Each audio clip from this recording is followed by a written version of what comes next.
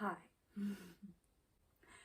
I've been meaning to record this video for a while. I will be including screenshots, videos, references, anything that kind of helped me find and reach the conclusion that I got to. I don't have many specifics planned out. I kind of just have a rough list of bases that I would like to touch. Enjoy.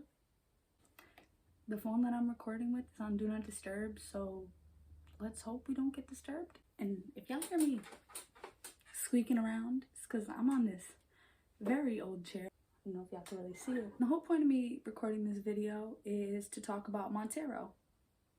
No, not the song, the person. Y'all didn't know Lil Nas' name is Montero? We're gonna talk about Montero today. Mr. Montero the legend, and we'll talk about him becoming a legend as well. So, a couple of weeks ago, let me get my facts straight here. Montero came out on March 26, 2021. I was obsessed. As soon as I saw it, as soon as I heard it, I love the video. As I was listening to the song, not only did I think he was saying cocaine and chicken with your friends at first, what really caught me was when he said, "Call me by your name." I didn't even know his name was Montero and that he named the song after himself. So it kind of all went from there. But let's just get into it. I haven't seen another video like this in a really long time. And I don't mean the theme or the way it was done or, you know, the videography. Well, I do mean the way it was done, but I don't mean the way it was shot or something like that. I mean the meaning and what I feel is more of a hidden meaning that's not really included anymore in music. It's not as intellectual. It's not anywhere near as meaningful, and there's not much substance to be found within something after you watch it. Once you watch it, you kind of have an idea of what you just saw, and you know, it's very base level. Everything nowadays seems very base level, especially in rap, especially in pop. I've always loved videos with meanings. I've loved finding meanings to things. So when this video came out and I kind of saw something more behind it, it got me really excited, and I definitely jumped down a rabbit hole and I had a lot of fun doing it. I'm gonna jump right into the video. First thing, it opens up, the snake is slithering through right towards him. He opens up by saying that Montero is a place where you don't have to hide the parts of yourself that you don't want the world to see. You don't lock them away. You don't tell them no, and you don't banish them. And at first I was looking at it as if Montero was more of a place, but it almost kind of feels like it's inside where it is him in general, you know, maybe his mind or his mindset being that place where with him you don't have to feel the need to hide yourself or be ashamed. You can be who you are, because that's the kind of person he is. The snake that approaches him, at first it has the head of a regular snake. The snake comes up around the tree and then it has a man's head, and you know, he starts talking to him. He scares Montero. I'm gonna call Lil Nas X Montero in the most respectful way, just so I don't have to say Lil Nas X every time. So he scares Montero and makes him start running away. But as soon as he saw that snake and he starts running, he starts seeing the snake's face everywhere, which to me, in the story of Adam and Eve, the fall of man, the snake represents temptation, and it's not the snake itself, it's the snake being controlled by what was believed to be Satan. So it's interesting to me that once he experiences, I guess I would call it temptation, once he runs from it, temptation is everywhere. It's in the flowers, it's in the sky, you know, it's in everything he sees. And then the snake comes right back up, and you know, he can't run from it. It comes right up in his face, and they're right there face to face. I thought another interesting thing was him saying, if you eat in your garden. I do believe there's a separation between the snake talking and Montero talking. There are different voice pitches. There's two different sounds of voices, even though I'm pretty sure they both are Montero. There's two different sounds, and it almost sounds like a conversation. He says, "Eating in your garden." That's coming from the snake, and he's saying it to Montero as if Montero is Adam or representing Adam. In the story of the fall of man, Eve is the one who makes the decision to take the temptation, to bite the apple. But in this song, he's more saying, if Eve is not there, call me, as if Adam was the one tempted by evil, tempted by the apple. But I just did think that was kind of interesting that he's referring almost to Montero, Lil Nas X, as Adam. One thing that I was doing research on, which everyone probably tried to look up, was the Greek writing on the tree before the song really starts. And sadly, I tried to do all my own research for this. I haven't watched anyone's videos on this topic. I haven't watched the lyric breakdown. I didn't want to get any preconceived notions about what it could mean other than what's in my own head. Like I said, I did all my own research except for this because I could not translate the old Greek letters. But luckily, one blog I found, and I only found it by typing the Greek letters that I managed to somehow get into my phone into a Google search. I found one article. So thank you to, let me get this right, Kossi Derrickent, KOSSYDERRICKENT, and it's that.com. If you want to look up the blog, very helpful to me, so thank you, appreciate it. The meaning that was written on the blog that I found was, because nature was cut in two, everyone's desires were halved. And another meaning they said was, when nature divides in two, each half misses each other. He's getting so deep into a lot of religious, historical things here, and I think it's beautiful. Like I said, I love deeper meanings behind things. And the fact that he put it so it would have to be interpreted and, you know, found out, I love that. He's also speaking, obviously, a lot about homosexuality and that just being okay in this video. He touches a lot on that. The meaning of the Greek letters is pretty much, when nature divides in two, each half misses each other. And in the video, you can see that he's wearing blue and pink. He's playing both characters. He's playing almost a male and female. There's a big emphasis on two halves of one thing equaling one thing, but just being separate. And I'll touch more on that. The next thing I had on my list anyway was what I would consider to be the guards who took him in the handcuffs or the chains. The guards that took him in were him. He's playing like all the characters. He's wearing pink and he's wearing blue. I think he's representing both genders. I think he's representing equality and also a fluidity. Another thing I noticed was that after he gets hit in the head by someone throwing something and he gets knocked out and he's in the clouds and he starts ascending, he's headed up towards an angel and he's wearing this choker that says LNX. He's wearing a choker that says LNX. And he's going up and he sees an angelic figure above him.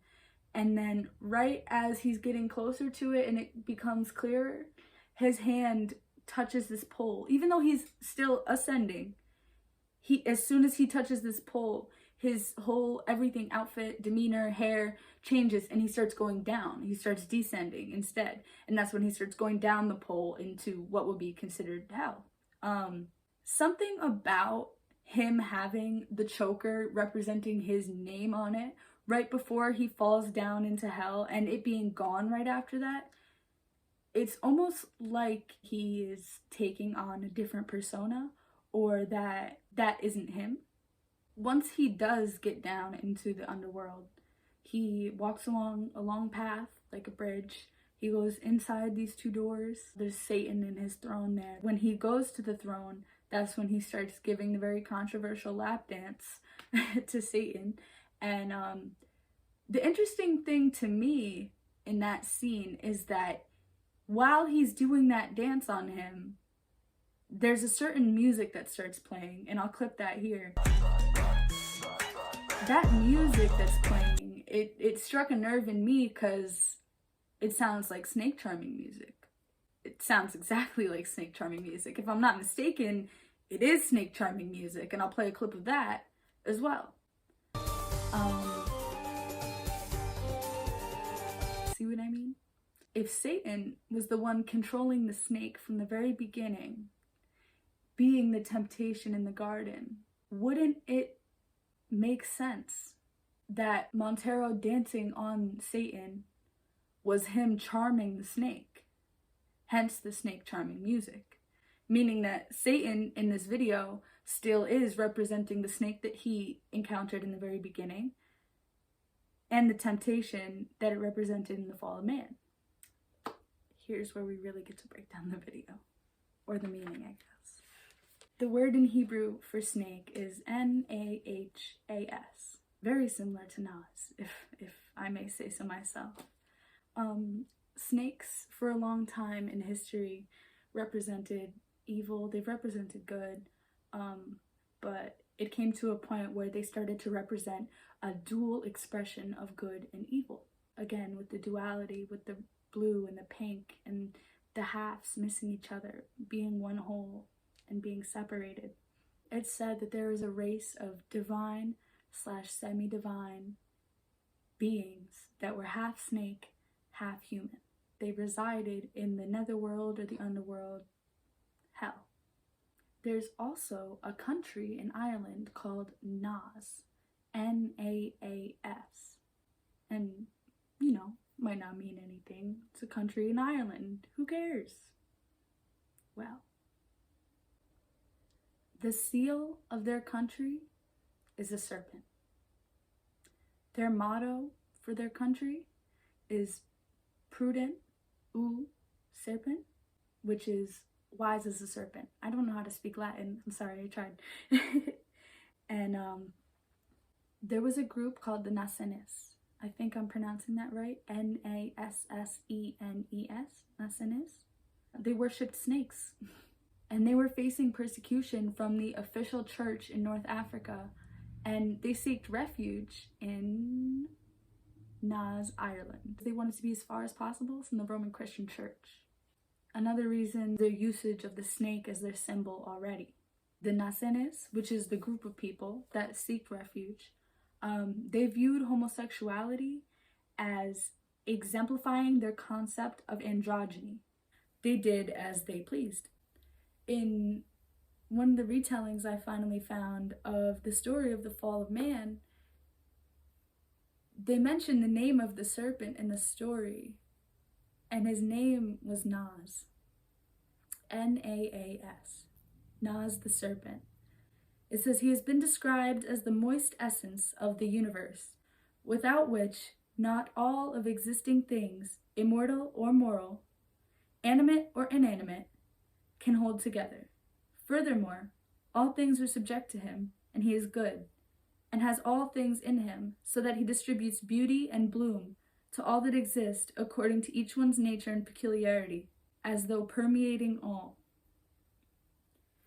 And I think that's beautiful in a way that I feel like Nas is somehow representing the snake, the serpent.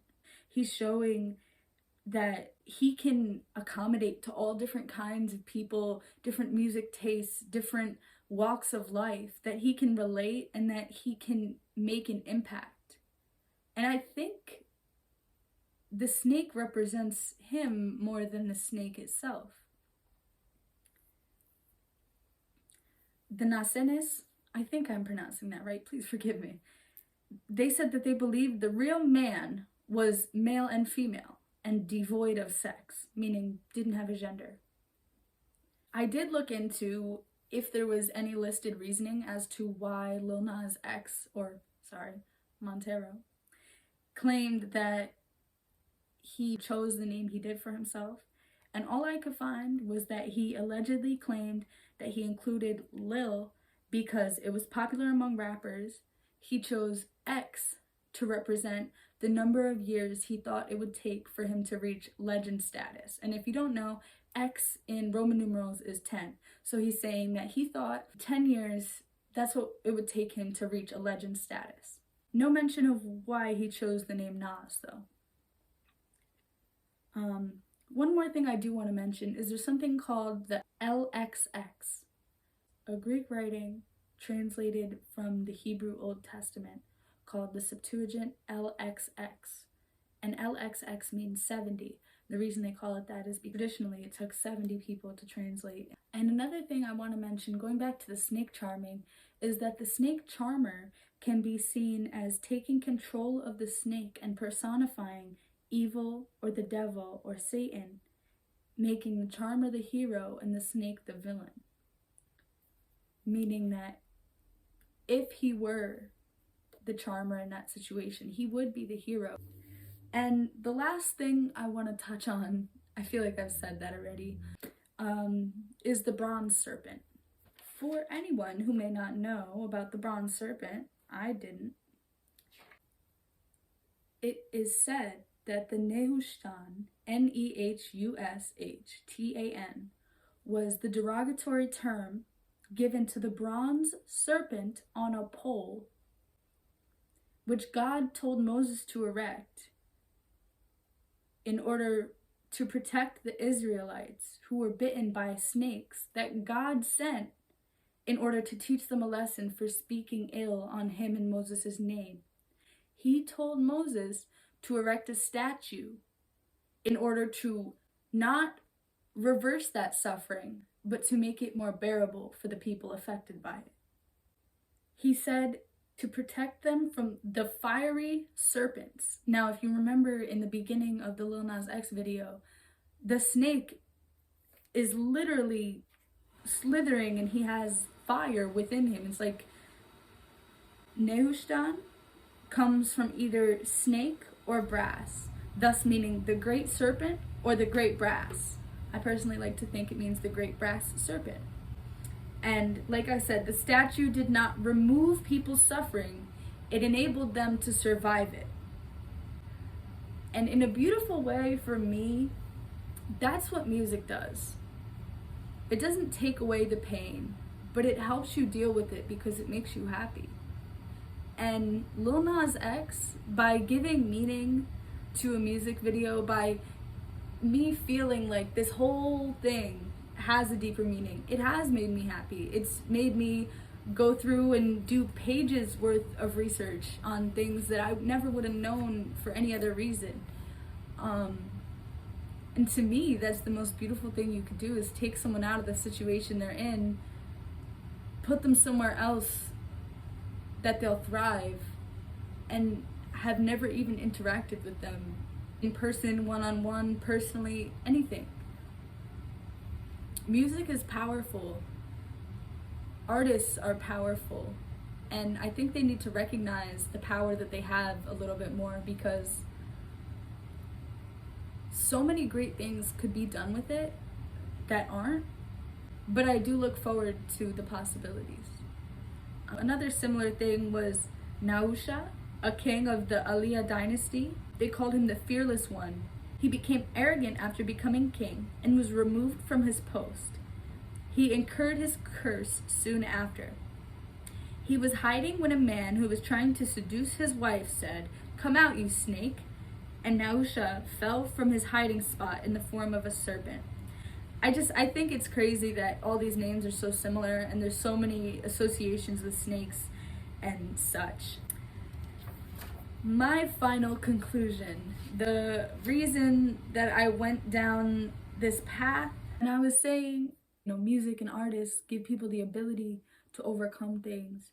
What I have written here is Lil Nas music helps remove people's suffering, enabling them to get through things. And that includes, people of color, the LGBTQ community, and just overall confidence and music in general. The Great Bronze Serpent is Lil Nas X, is what I wrote. Because he is. So, all in all, what I think, where I started with this whole journey, was hearing the words, "Call me by your name." Because that didn't make sense to me. He says, "Call me by your name and tell me you love me in private." People call him all kinds of things based on who he is, based on who they think he is. in public, on social media. But then when it comes down to it, they actually are fans, but the stigma around him, the things he stands for that some people may not agree with, even though they still do enjoy him, they come and tell him in private. They show the support, but they can't be public with it because they're a snake. So all in all, I just see that meaning, call me the snake, because that's what you are. Meaning, whoever he's speaking to, addressing, they are the snakes. Call me Nas. Call me the snake. Because that's you. I don't know if that's the actual meaning, but that's what I got from it. And I like to think that it is. So let's hope that I was able to edit this and execute it properly. And let's hope I'm pleased with it. I hope anyone who did watch this enjoyed it. I appreciate you. And hopefully I'll be back for more. So I'll see you next time.